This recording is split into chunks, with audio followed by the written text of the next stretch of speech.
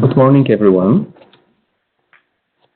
My name is Ruslan Zhechkov, and I'm consultant at Technopolis Group.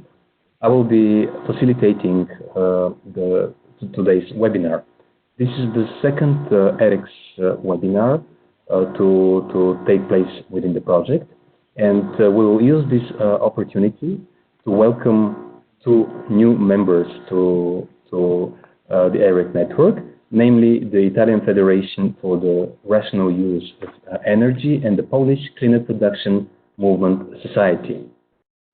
They will both present and introduce their experience on simulating resource efficiency among SMEs. The objectives of today's webinar are several. First, we would like to present the experience of the two new members. Then we would like to virtually bring together different stakeholders and businesses and business intermediaries, and also discuss the future of EREK. As EREK is finishing in half a year, we would like to gather your ideas and suggestions on improvements and future developments. The agenda for today will be as follows. We will start with a short introduction by the European Commission, the European Agency of Small and Medium Enterprises. Then there will be a presentation from a member of EREK network, Maximilian Müller. Two presentations from our two new members. And then there will be a participatory question and answer session. I will invite you, while listening to the presentations, to ask your questions in the chat box. They will be asked and answered when time comes for the question and answer session. We are expecting the webinar to last until 1:30. With this, I would like to give the floor to Paula Garcia-Isaac from the European Agency for Small and Medium Enterprises. Hello, good morning. What can you all hear?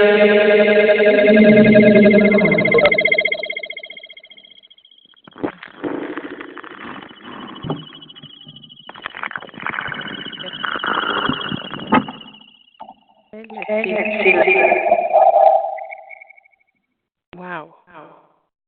Okay. So welcome to this webinar. Before you start, I would like to say a few words about why the European Commission started EREK. My name is Paula Garcia, and I am the Project Advisor for Management Initiatives at the Executive Agency of SMEs together with TISO. Research is a driver of industrial competitiveness and transformation positive effects on the environment. It also represents significant business opportunities for small and medium-sized enterprises. So let me just tell you why the European Commission created EREK. We created EREK to facilitate the exchange of knowledge and expertise across the EU and COSME countries in a subject where nobody is able to know everything. The objective is to help business support organizations offer better services to their SMEs so that they can improve their resource efficiency. The way we thought and we implemented it was to set up and operate a virtual European Resource Efficiency Knowledge Center, that is EREK, to provide the SMEs with this practical information, the advice and the support on how to improve the resource efficiency in a cost-effective manner. A little bit, just a couple of lines. It's a follow-up of the Green Action Plan of the European Commission that it's aimed, it's for SMEs to help them take advantage of opportunities and to transition to resource efficient and a green economy. In a way, and in many ways, the center helps SMEs improving the resource efficiency and contribute to a greener economy. We also aim at EREK at being a reference point on the latest state-of-the-art in this domain. So your participation and involvement of the of the members of the network is very important in exchanging experiences and also participating in these events using the tools that are provided, such as the self-assessment tool, the databases. So for the new members, welcome, and try to get as much of it in these networking opportunities that they are to exchange. Pencil as well, if you have not done so, the conference, your participation at the conference in September, the final conference, and EREK is going to, the center, the success of the center is also going to continue existing. So the network will still have possibilities to collaborate and exist in different ways.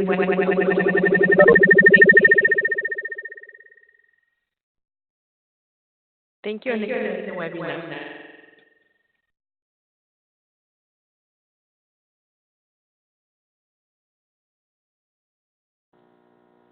Thank you, Paula, for the kind words about EREK and the promising words about the future of EREK. With this, I would like to give the floor to Maximilian Müller from VDI, who is a part of the project team. So to talk about EREK, the services. Maximilian, please. Thank you, Ruslan. I hope you can all hear me well. I'm just sharing my window in a second.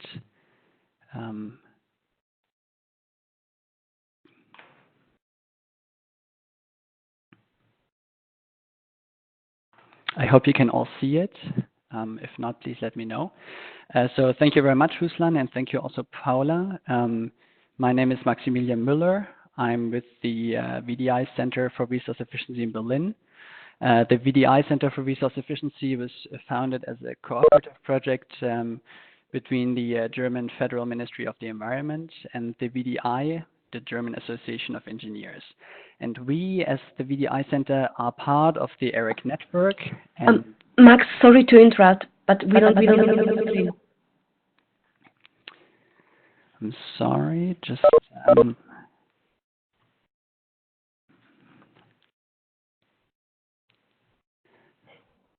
Now we see it, but we don't see the slides.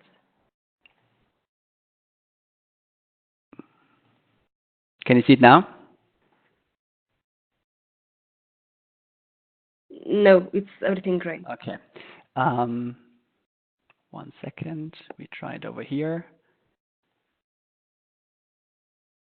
Still not working?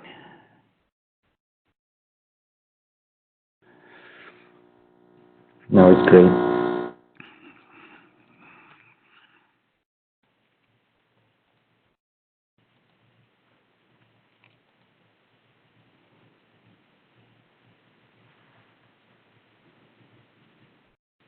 Now everything is perfect. Perfect. So sorry for the interruption. So we from the VDI Center are part of the EREK network, and we are part of the EREK project team. And over the next couple of minutes, I would like to give you a brief insight on what the EREK project team has been working on, together with input from you, the network partners. Yeah, let's go ahead. Our joint objective is to help and support businesses to transition from a linear to a more resource efficient and circular economy. And that also has a positive impact on their overall competitiveness and contributes to cost savings. This is the objective for us at the VDI Center, and I assume also for you, our partners within the EREK network, and for the wider resource efficiency community in Europe. A survey we carried out came to the conclusion that SMEs identify resource efficiency as increasingly important topic, whether it's part of their business strategy, as an important topic to their customer base, or within their industry, or even among their competitors. However, there are still many potentials to be released, and I think we're all aware of that. In order to release these potentials, SMEs often face challenges, and they have to overcome certain barriers. Often they blame economic aspects such as the amount of necessary investment to take as an assumed threat to their process reliability, or they're just afraid that their product quality might deteriorate in case they implement changes to their product or processes. And it is my belief that this is what brings us EREK members all together, that the challenges companies face are very much similar all across Europe. So we have to work hand in hand and collaboratively. We tackle these barriers together. At the same time, there are certain push factors. So reasons why companies say they would like to become more resource efficient. Releasing cost-saving potentials, for example, seem to be a strong factor from their perspective. They would also like to increase their overall competitiveness, or they want to comply with customer requirements, among other reasons. Also, of course, positioning themselves as an ecologically responsible company is an important aspect for them, even if it's not ranked so prominently by companies in this specific survey. So there are certain barriers on the one hand and striving factors on the other hand. We are addressing with EREK, with our work, and while working with companies, we try to communicate these barriers and driving factors. And over the past couple of months, it was really interesting to hear from you and to learn from our network members that we are all more or less facing the same challenges and driving factors. So EREK, most of you are already familiar with the initiative, so I would like to keep this rather short. EREK is an initiative of the European Commission. Thank you, Paula, for your introduction. And EREK wants to enable SMEs to release their full potential, both economically and ecologically. Therefore, EREK offers a portfolio of tools and services to, on the one hand, SMEs, SME support providing organizations, and on the other hand, to SMEs directly. And it further functions as a collaborative space. It tries to connect service providers from different European regions and with different industry foci, so we can all learn from each other, share our knowledge, and also promote our activities on an international level, just as Paola just summarized it perfectly. So it is very much a cooperative project, and it lives from our voluntary input from us and from you as our fellow partner organizations of the network. Since the beginning of the project, the network more than tripled its size, and that makes us really happy. We currently have 63 member organizations. So these here are just some examples. Don't worry if you can't see all logos on this slide. 63 members from, at the moment, 23 different European countries. So if you are participating here in this webinar and you're not a member yet, you're considering to become a member, just reach out to us, to me, to my colleagues from Technopolis Group, to the EREK project team. We're really happy to provide you with more information, and we will get you through the process smoothly. The core of EREK, what I would define as core of EREK, is probably its website, which makes a lot of content directly available to you, resource efficiency service providers, and to interested companies. On resourceefficient.eu, you find regularly updated infos on, for example, trends, good practices, tools, funding programs, events, service providers on local levels, and so on. So EREK is not reinventing the wheel, but actually making visible what has already been out there, what all you members have already been working on a regional or national level. Plus, there is quite some additional content the EREK project team has been developing over the past couple of months. So one example for that is the EREK self-assessment tool, which you can find on resourceefficient.eu, available for 11 sectors, for example, from the construction sector to hotels and restaurants, from the technology area of food processing to textile and clothing, just to give some examples. And the tool offers a very visual entry for companies into the topic of resource efficiency and provides users with tailored information of recommended measures, good practice examples, and so on. So these information are all stored at the same time in a database, which is behind the tool. So you can even go through, let's call it a catalog of good practice examples directly on the EREK website.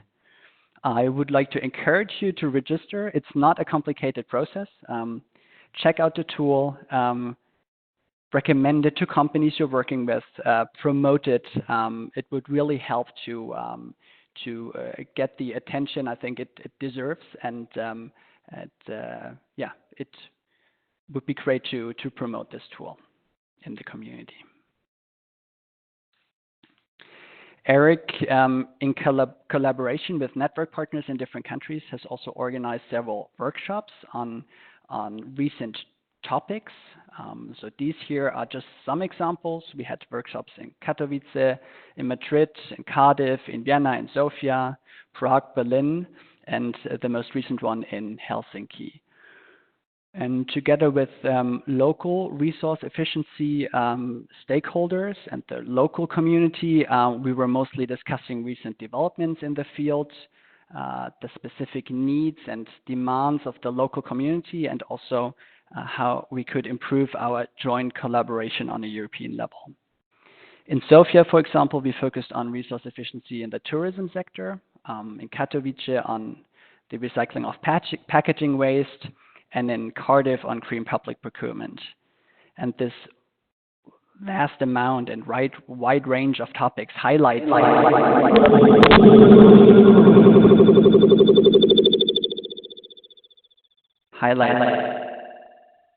think there's an echo on the line.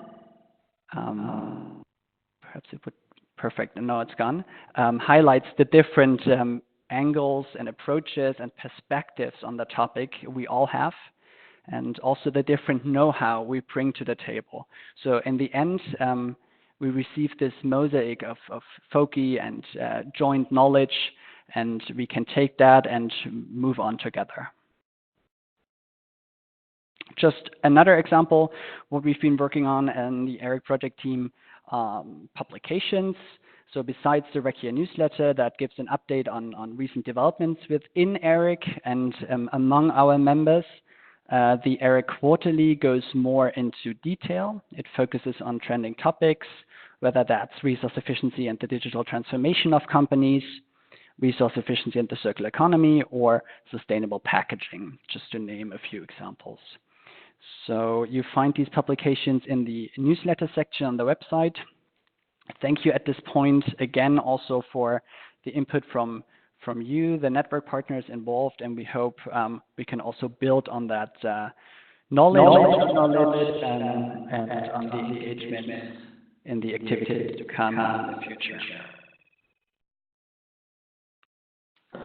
Thank you, Maximilian. It was a really nice presentation on EREK's services. And I invite everyone who is present at the webinar to think of questions, of suggestions, of inputs.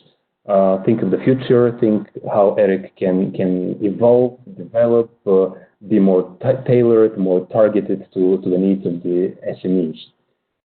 And please send your questions through the chat. With this, I would like to give the floor to Daniele Forni from the Italian Federation of the Rational Use of Energy. As I mentioned before, joining of new members is extremely important for EREK, like accumulating and expanding the network. We will be happy to give the floor to our new members. Daniele, please. Thank you. Thank you very much. Okay. I see a bit of echo. I hope I can manage with it. So thank you for the introduction and good morning, everybody. I will talk about stimulation of energy efficiency. Just a few words about FIRE, that is a non-profit association starting in 1987 in Italy to deal with energy and resource efficiency. We have members of all the market, from all of the stakeholders of the market, so from producer to customers. And since 1992, we manage a network of Italian energy manager. And also we have a network of energy experts. We participated in a number of projects, also linked to someone specifically linked to SMEs and all other sectors, and dealing with energy management and good practices, financing, and energy performance contracting, standardization, and we also become recently part of EREK too. Daniele, can I interrupt you? Could you please speak up and could you put up your slides on the screen? Sorry, you put up the slides, the presentation on the screen. It is not going on. Oh, for some reason it went. Sorry, it went out of the screen. That's because I don't know what's going on. Sorry, because it was there. Okay. Yes, it's fine. And if you could speak a little bit, yeah. Okay. Sorry, there was some. Okay, so. What we learned in the past from experience in other projects, for instance, to supporting SMEs with free energy audit or with, can you hear me, Razvan? Is it okay? Or with supporting tools for self-auditing and so on, or training of experts for buildings, efficiency, etc., is that it is particularly challenging then to implement the measures that were highlighted by those tools. Even a distant online tool or energy audit don't make the implementation, don't ensure the implementation of the measures. Also, other supporting schemes like those for making other funding for energy audit or even obligation, for instance, Article 8 of Energy Efficiency Directive, obligation for large enterprises to undergo energy audit that in Italy also apply to SMEs that are energy intensive, do not ensure then the implementation of the measures highlighted by the audit. So some years ago we made a study on the non-technical barriers to energy efficiency. So what's in between the idea and then the implementation. So usually for anything that is not core business for the enterprise, there is low priority.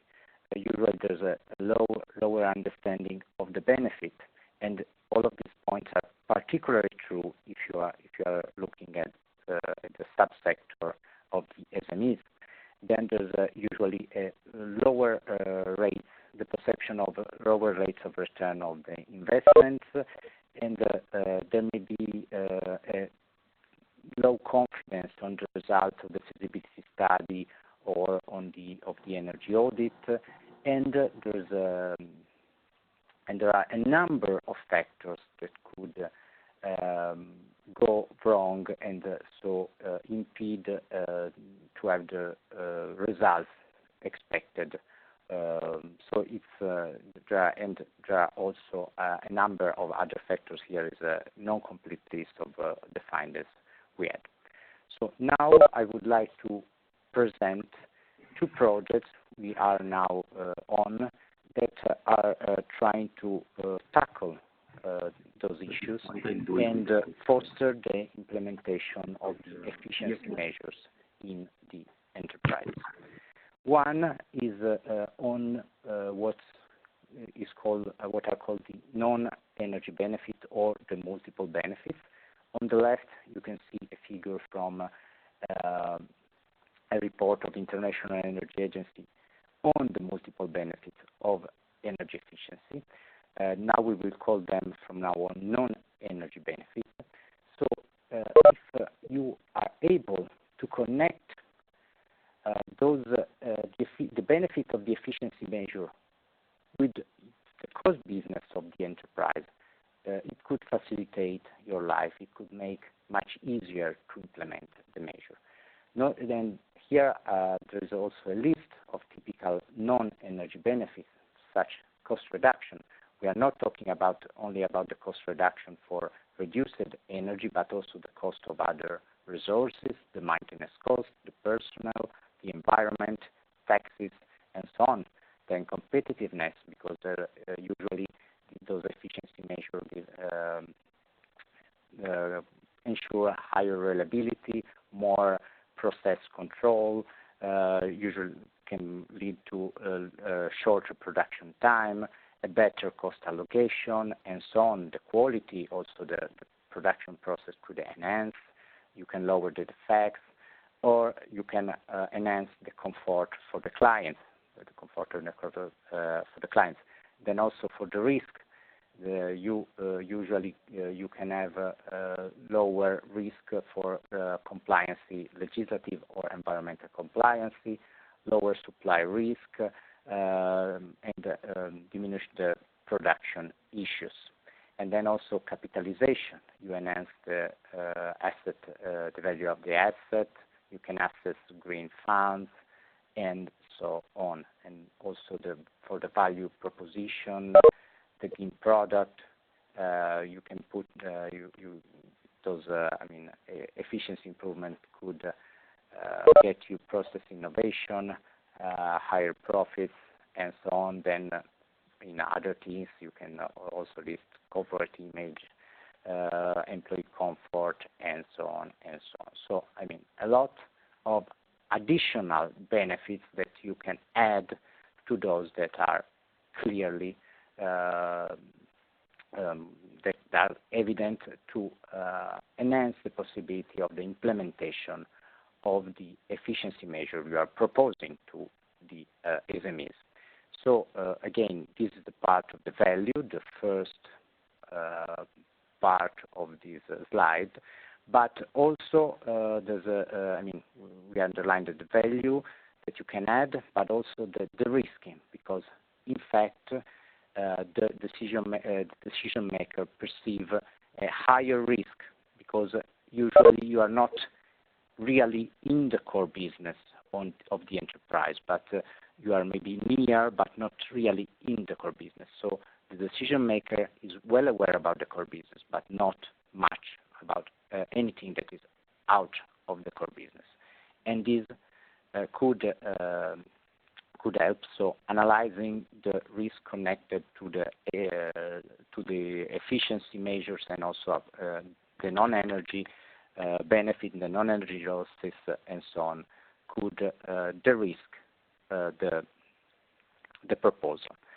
And then it is possible, highlighting all of these benefits, additional benefits, to have on your side also other stakeholders inside or outside the organization, and this could facilitate the proposal to the stakeholders. So I highlight the benefits for the stakeholders, for the organization. This is just an example, just to have an example. This is an example that was made in an analysis by a big utility on, but this the example itself is not so huge, so it could be also part of an SME, something that an SME could do to to enhance the waste management, and then they put also a biogas, and then power, combined heat and power, and other improvement. But what I would like you to catch from all of these is the part on the left. So you see that the non-energy benefits are over 4 times the energy ones. So it means that if you were just presenting the energy benefit, you were missing the big part of this cake. So that's important. This is a particularly, a quite particular case, but in other cases you may not have such a huge amount of non-energy benefit, but you could expect to have at least as many as energy benefit, or at least twice, and so on. Maybe 4 times is not so usual, but this was just to give you an example, and we also have others, but the time is limited. So the first project I'm going to talk about is proposing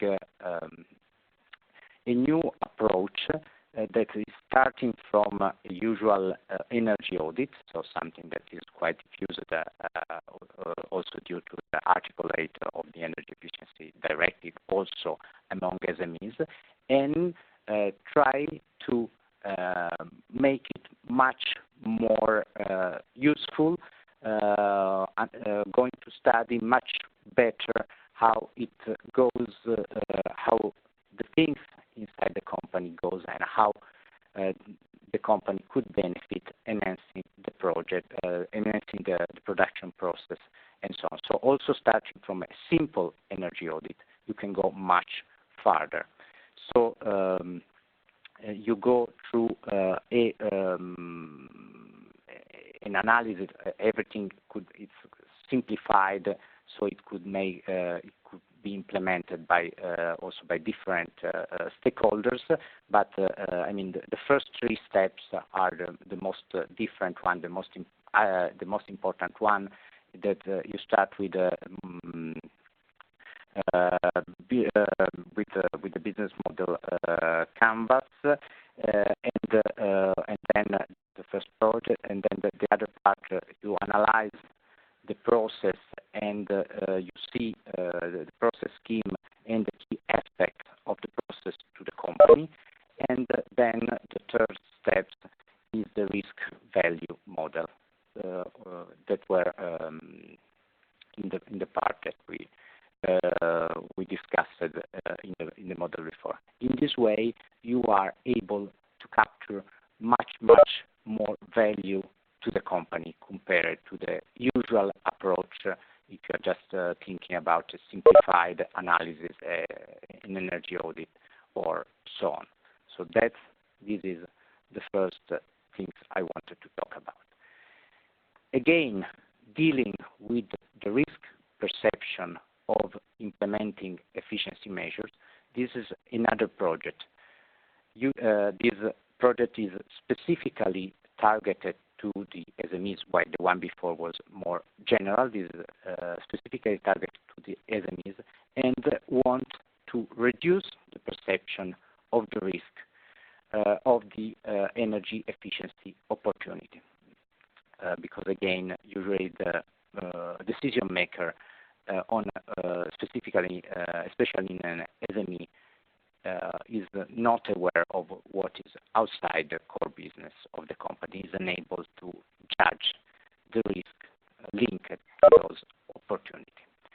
So how this model works? This model works with a standardized contract, so simplified contract, not hundreds of pages, but just less than 20 pages, with performance clauses.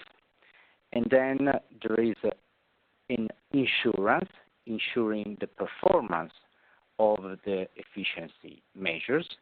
And to have this insurance,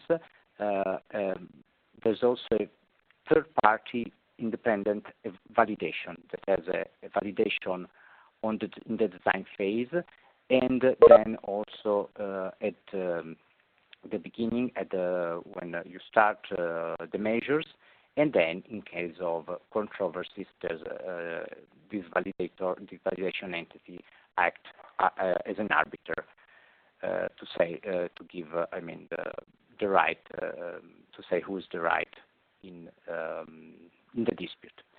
And financing, that is let's say optional, because this model also works without it, because the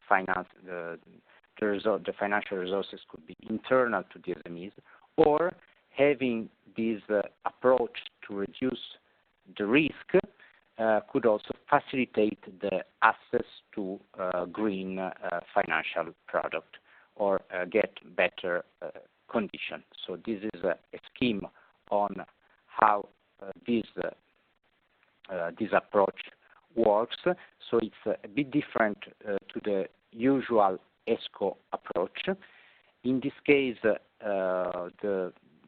is not a classical energy performance contract, because the payment is when the installation ends and when the efficiency measure starts, but it is backed up by the contract clauses, the performance clauses of the contract, and by the insurance. So the client is trust that he will have the result, or he will get compensation either by the provider of the efficiency measure, either by the insurance. So so all of these to simplify the application of performance clauses, also to contract under the 100,000 euro, and with the learning curve, after a while we are hoping also to half this threshold. So let's say we will arrive possibly to 50,000 euro of investment. Here are a couple here are all of the phases, but I won't go through all of these. It's just you will have time then to look to those graphical part and the main point of this approach. Here is a part on the assessment of the market we did.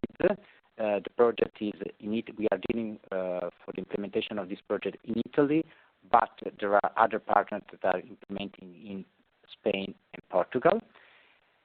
And we focus on some sector of the SMEs and some 9 very cross-cutting technologies for productive and non-productive SMEs. Let's say, as you can see, won't be the micro enterprises, because as I mentioned before, we have a threshold around 100,000 euro for of investment. But let's say the small to medium ones that are anyway a considerable amount of enterprises at national level, and then in these 3 member states, and they have quite an interesting potential to implement efficiency measures in the short and medium term. To finish with, this model that could seem a bit complicated has already been implemented. So it started in Central America, then it was it catch the interest of many institutions. So the organization who started this model was able first to start replication in almost all Southern America, and then start this project for Europe, and is also replicating in Asia and Turkey.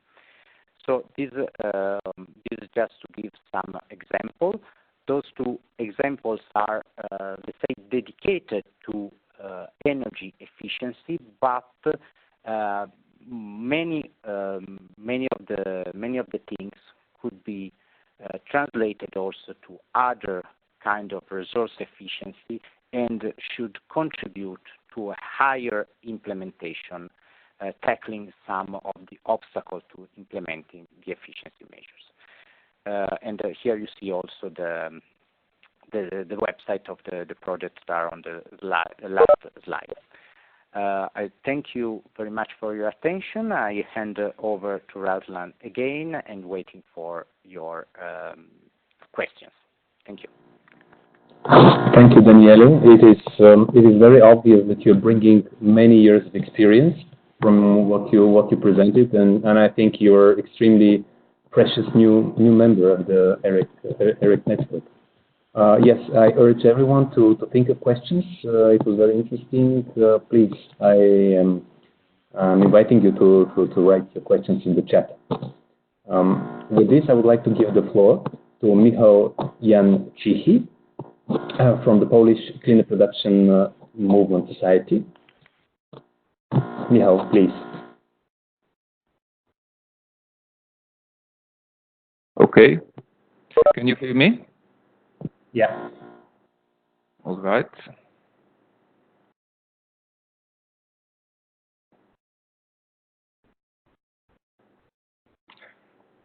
And can you see my slides? Yes, okay. So thank you very much for introducing me and for inviting us for the EREK webinar as a new member.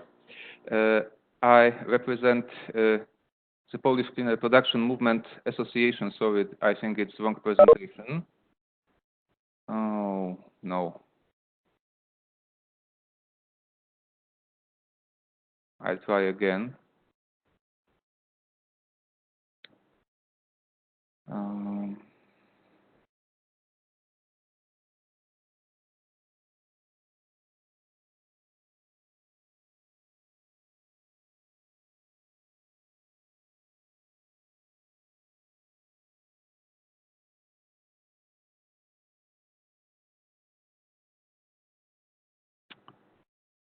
Yeah. Can you see it now? Yes, okay. I represent the Polish Cleaner Production Movement Society association, which has been dealing with widely understood cleaner production idea in Poland for almost 30 years, because the cleaner production was introduced for the first time in 1989 by UNEP during a seminar in Warsaw. And soon after this conference, there was started by UNEP a pilot, national initiated pilot program in Poland, which was created with especially Professor Nowak from the Polish side and together with Norwegians. Today we are association promoting cleaner production, but also circular economy and, generally speaking, environmental protection management and sustainable development. Our members are people who are involved, engaged in environmental protection, either because of their jobs or just for hobbies. But we address our activities mainly for companies, and majority of them are SMEs. Of course, we cooperate with many institutions. Of course, we are a proud member of EREK network, but also of UN Global Compact. We cooperate with some central state bodies because of one of our registers, which I will mention later on. Of course, with NGOs, with educational bodies and other institutions. Here you can see some examples. And we provide wide information about environmental protection management by various means, like internet, but not only. I can mention a newsletter, 2 websites dedicated to cleaner production in Poland, social media, YouTube, and even our own journal, Cleaner Production and Eco Management. We organize, co-organize, and just participate in many conferences, seminars, debates, working groups, meetings, and other environmental events, as well as give numerous patronages to significant, important eco events, like, for example, the first Polish Circular Week, which took place in Poland in October last year. But the core of our activities, and I will focus on this, especially because of limited time for my presentation, is first of all educational program in cleaner production and the circular economy dedicated for companies, mainly for smaller ones, which is called Cleaner Production Academy. Previously it was named Cleaner Production School. And related to this Polish Environmental Voluntary Agreement Scheme in the Polish CP program, we call it shortly CP EVA, and which is the motivative element of our program for companies. But first of all, I would like to show you a chart that we show to all companies and other institutions which are willing to start participation in the cleaner production program. We say, this will be your plan. Your plan to reduce by preventing pollution in the function of time, to reduce your input, and to be in the future as close as possible to the perfect point, let's say. We call it clean production, but today it is principle of circular economy. It's the point when your input becomes either in 100 product or in 100 your product and some useful byproducts which can be used by you or other institutions. And how to achieve these goals? We teach during cleaner production academies, which are about 10 months long educational programs with a unique design and implementation component. Because just after first meeting during the academy, everyone company participating must establish a working group consisting of employees from different departments, and this group together with our consultant looks for environmental improvements, for cleaner production improvements, and from the list of possible improvements, one is chosen to be really implemented during the academy, and that is why it lasts so long, 10, even up to 12 months per one edition. Until now, we have completed 46 editions of this course and helped implemented 749 cleaner production projects, because we call it like that. We trained directly over 1,060 institutions, and we trained almost 1,500 of cleaner production experts who are now holders of Polish-Norwegian diplomas approving their knowledge. Some of them are trainers in the next academies or consultants. And the other thing, this motivative element of our program for companies, is the Polish Cleaner Production Voluntary Environmental Agreement Scheme, which consists of two registers. First is the Register for Cleaner Production Certificate, which we started in 1996, and then we have started in 2002 the upper register, more requiring with more detailed reporting, because both of them are based among the others on reporting. Here is every year reporting more detailed and covering also social issues. And here you can see diplomas of these two registers. Diploma Cleaner Production Certificate, which was handed to almost 250 of laureates in the whole history of CP EVA. And this is, let's say, a certificate for beginners. It's usually for beginners. It approves that company have implemented at least one environmental project compliant to cleaner production, and it set goals for the next 2 years. Then it is verified every 2 years. And 82 out of these 250 of laureates were registered also in the upper register, the Polish Register of Cleaner Production and Responsible Entrepreneurship. And here you can see also logos of these state institutions, central institutions, first of all, Ministry of the Environment, because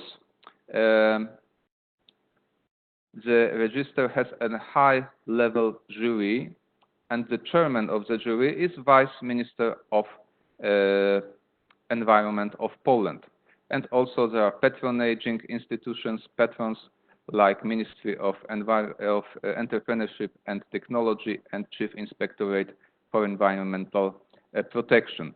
This high-level jury consists also of other ministries, of other governmental bodies and inspections, but also of representatives of companies, municipalities, and NGOs. And in this group, very wide group, we decide every year what will be the list of registered companies for the next year. Here is a photo from last meeting for 12th of April this year in Ministry of the Environment of Poland. We do not publish the full reports, they are quite detailed, of companies, but for the upper register we work out and publish synthetic so-called report cards which can be downloaded from the website dedicated to the register. Every one card consists of some basic data about a laureate,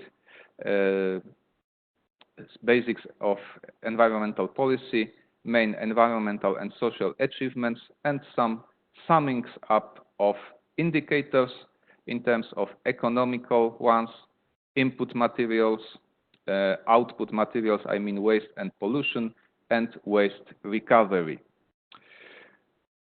And we have also every year a conference for companies, people involved in cleaner production program, and of course there are handing of diplomas to the laureates. Last conference was on April last year. This year, the next conference will be postponed because we would like to celebrate 30 years of cleaner production program. So we would like to organize it in autumn as it has been started 30 years ago. At the end of my presentation, I will also add that we have included the whole educational program of our Cleaner Production Academy in program of postgraduate studies, which we have developed together in cooperation with Silesian University of Technology. The studies are called Circular Economy and Cleaner Production in Practice, and recruitment starts within 4 days. I hope that the studies will be started in October this year. We will see. But, which is also very important, maybe, I underline that maybe, 3 next editions of our Academy will be organized completely free of charge for participants. We planned 3 such editions in Upper Silesia, Mazovia, and Lower Silesia regions, but now we are waiting for a final decision of our donator. And if we are successful, these academies will be completely free of charge, which will increase, which arouse interest. For sure, it increases it even now if I only say something about it, about such possibility. But still, it is a big red question mark. I think this will be clear within next 2 weeks. So I think we have very limited time. So I would thank you for attention. I also have prepared some examples from cleaner production companies, but I'm not sure we have time to present it. But of course, we are open to, and I'm open to ask any questions, send or materials you are interested in. And my contact data are listed on the slide. Thank you very much.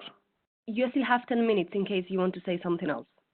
Okay, if I have 10 minutes, so I will present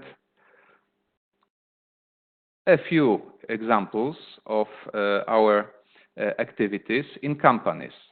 Some examples, of course, I know the time is limited. We have a lot of examples, over 700 from cleaner production academies, and more of them from reporting of companies participating in IPCP EVA. But let me show you at least a few of them. There is an example coming from FAMET. It is producer of medical equipment from Żywiec, southern Poland. And here you can see on the first picture on the left, a machine for thermal forming of plastic elements.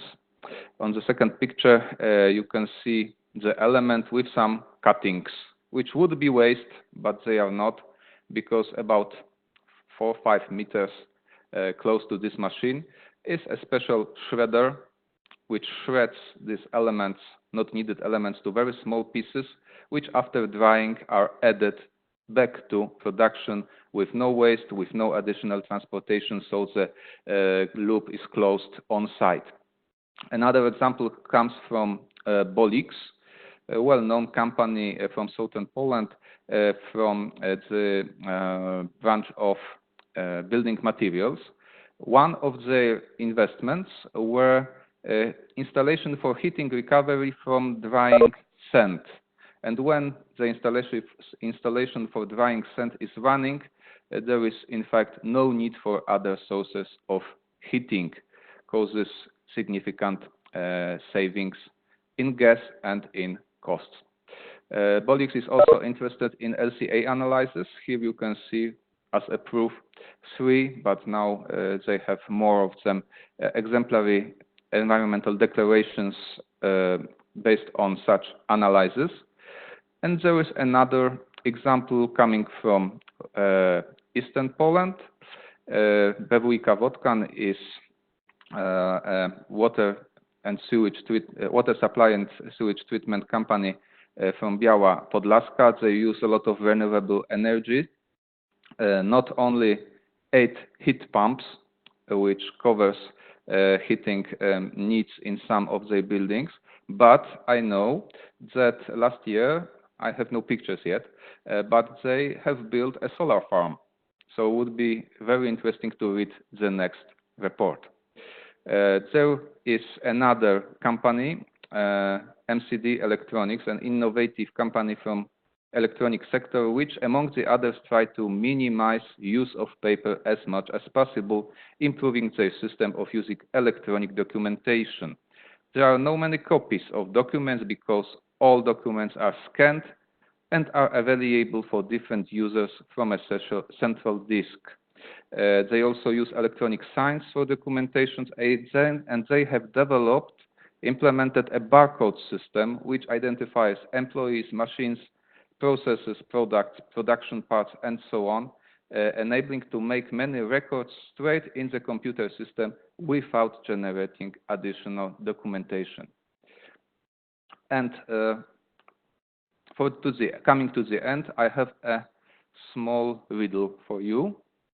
I can see chat now, but maybe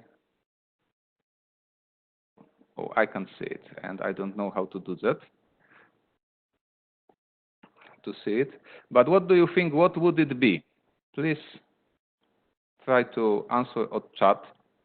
This is product. Okay, I will say product.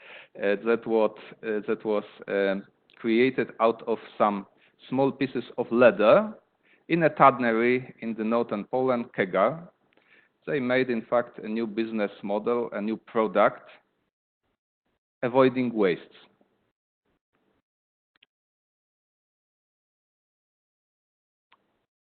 I don't know how to see chat now. Are there any answers? Just someone saying that it's very interesting, but okay. So I will answer the question. Toys for dogs.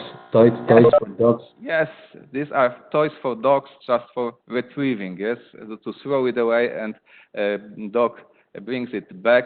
And the product not only minimizes waste, but also sells well. So it's also a very good example. Well done to Paweł Roziczka. For me, as I mentioned before, we will plan to summarize all our activities during a conference in autumn, probably in October. Thank you very much. Thank you.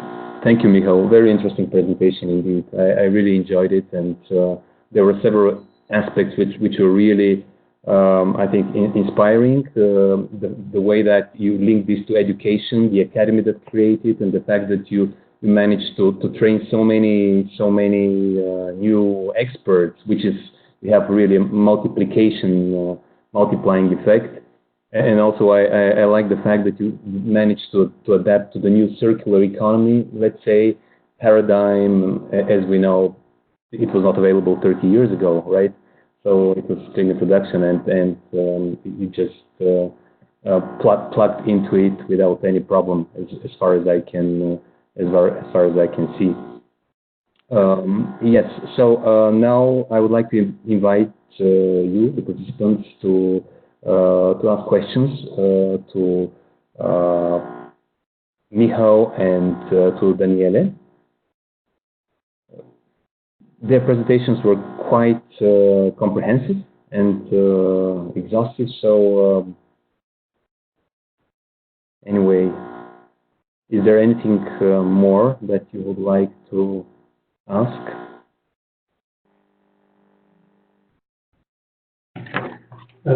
Pavel from Enviros, Czech Republic, if I can ask directly. Sure.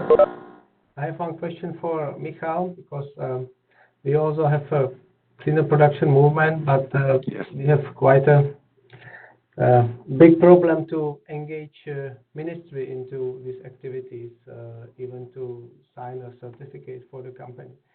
So what's your recipe for engagement of state administration authorities? Oh, there is no easy recipe. I think we will in the good position in Poland, because a first declaration from ministries was signed in 1993. Then also Minister of Environment signed the International Declaration on Cleaner Production. So there are some points to say, okay, now there is a declaration and something should be done. Okay, and of course ministries had a good will to adapt our ideas, to make patronages, to be a chairman, for example, of the jury, and so on. I don't really know how to transform it into your country. Yeah, but yes, thank you, definitely. So we signed a cleaner production charter also several years ago, but after some political changes, the current ministries are not so much interested, but maybe improve.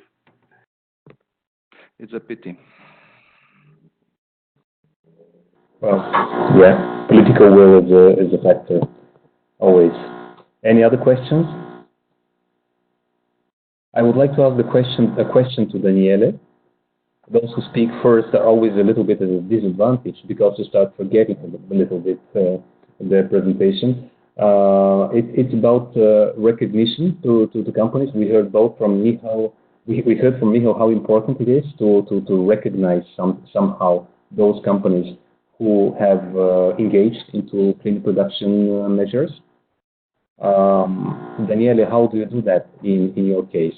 And I apologize if you mention it somehow. I don't know your presentation by heart, but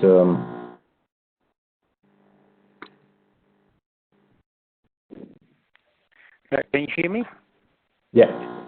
Okay, sorry, because I have this issue with the I'm not so sure. So your question is about how we pass through the company. We want to pass through the company and the stakeholders all of this information, this approach to evaluate those additional benefits. Is it correct? Did I get it? Or because I'm sorry, I hear. No, yeah, I mean, I wanted to ask how you acknowledge them, how you acknowledge that they've taken the right measures. It's okay. It doesn't matter. It's fine.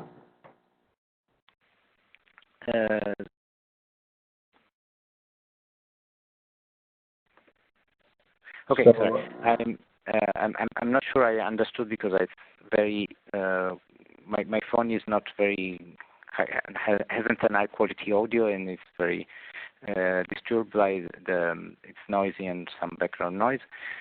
So what we are, how we try to approach the companies for there are in those projects there are different tools, and for instance for the multiple benefits, so the non-energy benefit, there will be trainings for stakeholder inside and outside the enterprises, and it's interesting also. There's an additional tool that is not so usual. So it's a role play game. So you simulate a realistic situation, because it's based on a real case, on what you should do. So who are the actors you have to talk with, and how to act with all of them to try to find what are the benefits for the different part of an organization of implementing efficiency measures. And so this is a way to explain and train. I mean, after training, also to make the people practice and understanding better what could be, I mean, the things that are important to catch from different person in order to understand what's their position, inclination towards efficiency measures, what they think, if they can be our ally, or if it's better, I mean, to step back and so on. This is again an unusual tool that is added to the usual training and so on for this kind of for the non-energy benefit project, and benefit.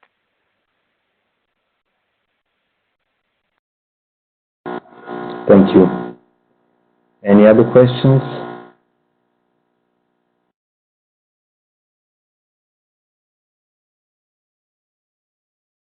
Okay, I have a question to Michał. You painted a very positive picture of cleaner production in Poland. If you have to talk about problems, barriers, what would you emphasize? Okay. There are, of course, problems and barriers. Not everything is going so well. I think that the first barrier is a financial one.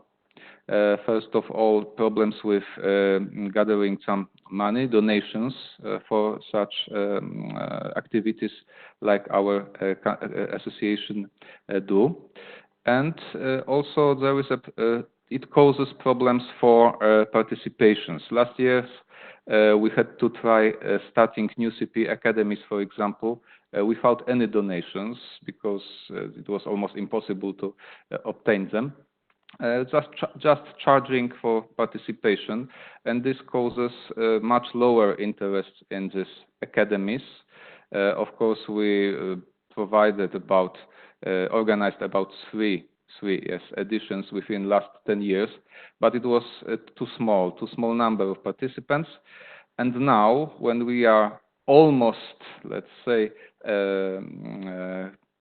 received the next donation,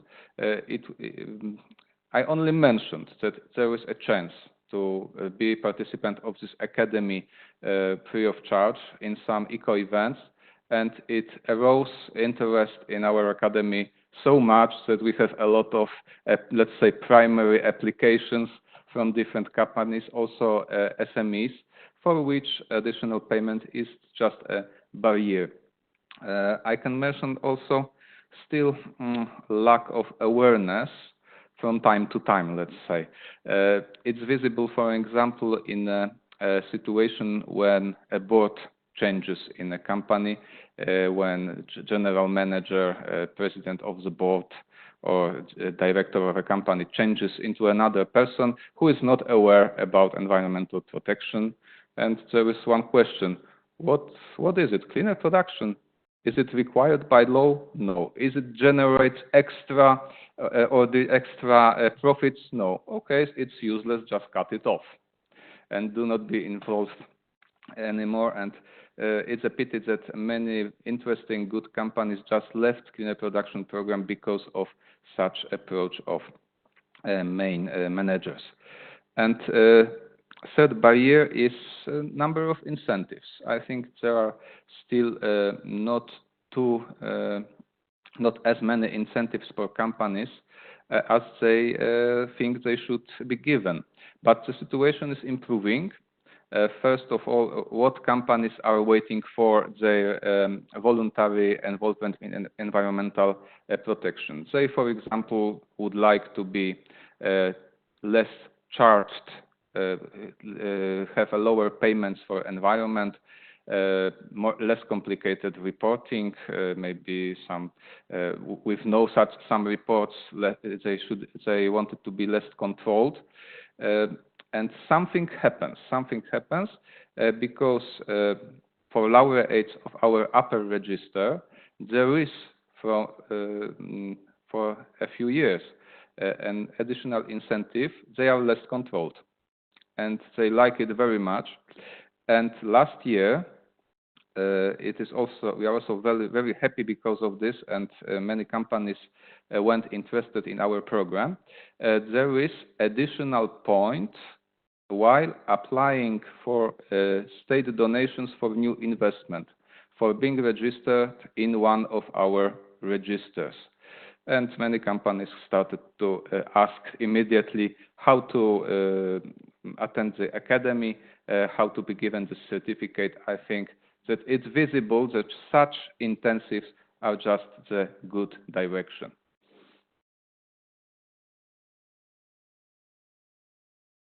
This is very important, very important point. Well, with regards to financing, can't you use ERDF funds? So isn't it possible to use structural and cohesion funds? Yes, we try we apply to many different funds, let's say, but usually there is a big competition for these funds, and it's not so easy to be given a donation. Okay, thank you. No other questions from the chat? Okay, I mean, if there are no other questions, it means that we somehow explored both Daniela's and Michal's presentation. You had actually more time. We were quicker in the beginning, so actually your presentations were longer than initially planned. So yes, you had a lot of time to explain. Thanks for that. You have both extremely useful assets to EREK. Now I would like to open a short discussion on the future of EREK, mainly directed at what Paolo said in the beginning and what Maximilian then discussed. As I mentioned in the beginning, and you probably know that EREK, as it is now, will be over in the autumn with the conference, slightly after the conference introduced by Paolo, but it will continue, of course, after that in another format. So probably now is the time for you to ask questions about the future or provide suggestions. Both are possible if you want to ask something, Maximilian and Paolo, or if you have some suggestions about the future of EREK. For example, I'm talking about services that are missing. What else? How better to communicate the services to SMEs.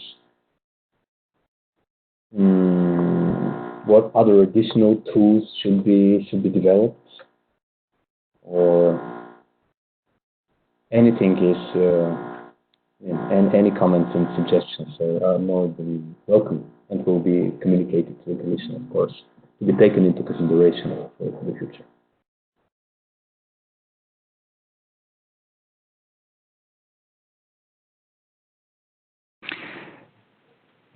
Maybe, Ruslan, to give the participants a couple of minutes, I would just like to mention also from my side that I was really happy to hear Paola mentioning that the journey with EREK will continue, and it's really good to hear that. It was also really motivating to hear Daniele's good practice examples, and it would be really good to keep the conversation going. We're having any way of integrating these examples into EREK, and it was also great to hear from Michael that they are elements and activities going on in Poland which have parallels to what, for example, we are doing in Germany, to hear that you're making this connection to higher education, which is also a really important topic. And so I'm looking forward to the international conference in September to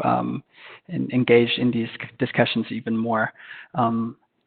Looking back, I think we have to mention that the efforts to make EREK happen have been going on since quite some years already, together in collaboration with the European Commission, with EASME, with DG GROW, and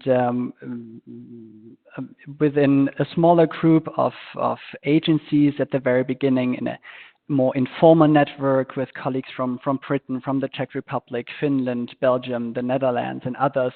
And I think we've come a very good way to this point today, that we are having these, the infrastructure, the website, and that we can have these webinars we're having today, even though we are facing some technical challenges, but I think it would be great to continue this journey together and to overcome these challenges together. And as I mentioned before, as a final point, EREK is a collaborative project, so it lives very much from the input of all of you, from us, and so please let us know if there's anything we can promote that is happening on a local and regional level, and we will pick this up in EREK, and yeah, hopefully also then in the next months after the end of the current project term of EREK. Thank you. Thank you, Maximilian. I think the last point that you said is extremely important, that it's a two-way street, that it's on one hand EREK providing knowledge and knowledge hub and information, but also the EREK members need to be active and co-create and collaborate and provide their experience, as it has been the case today, for example, because that's the asset, that's the biggest value of EREK. Okay, just a second. It's something from the chat.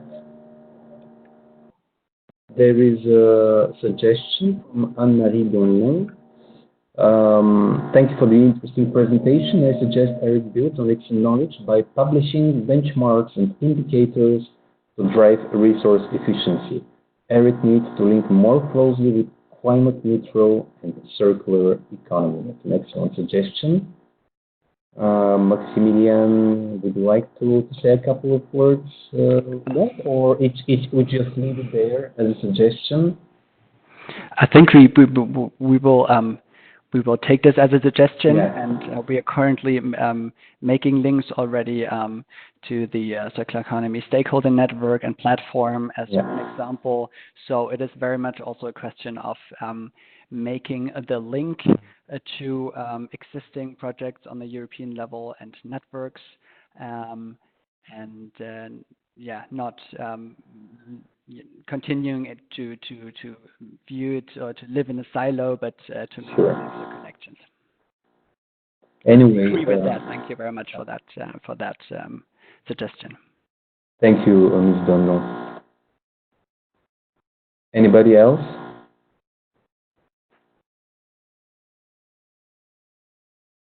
Okay, there are no other questions. Yeah, there is another question. How could EREK help its members to help their companies better?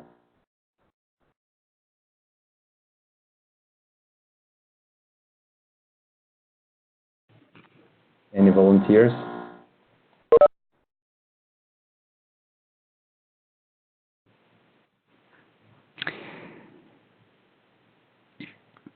I think this. Thank you, Eva, for this question. I think that's the overarching leading question we're asking ourselves in the EREK project team, and we've been also discussing and tackling in the, for example, the workshops and in our communication with you, the network members. So again, the two-way street.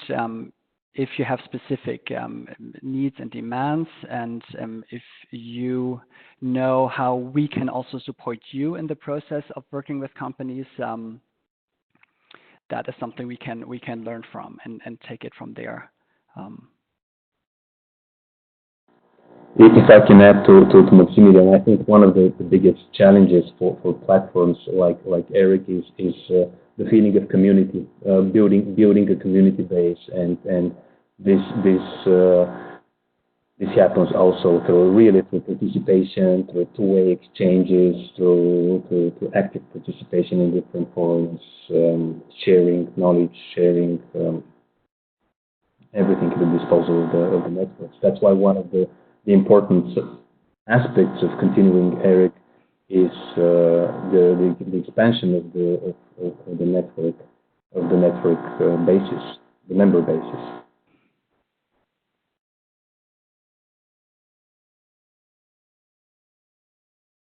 Okay. Anybody else?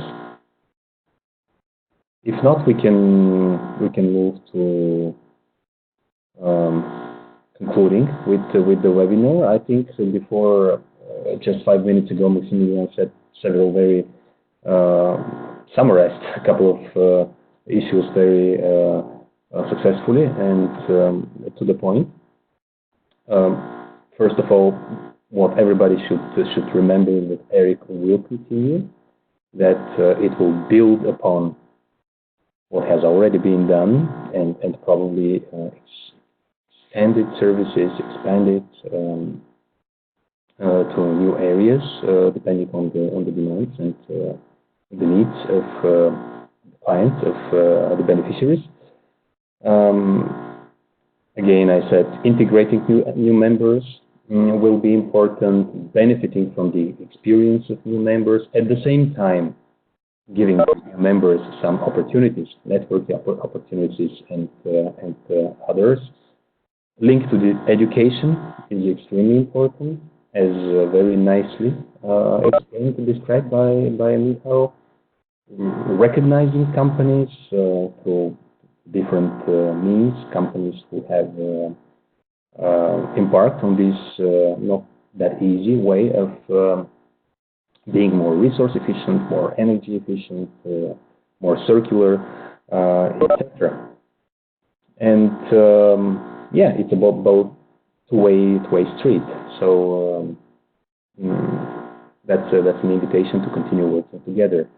That's everything from me. We would be happy to welcome you at the workshop in September. I'm sure all of you will have information about that. We'll make sure that information reaches you if it has not been the case so far. Thank you very much. Have a nice day.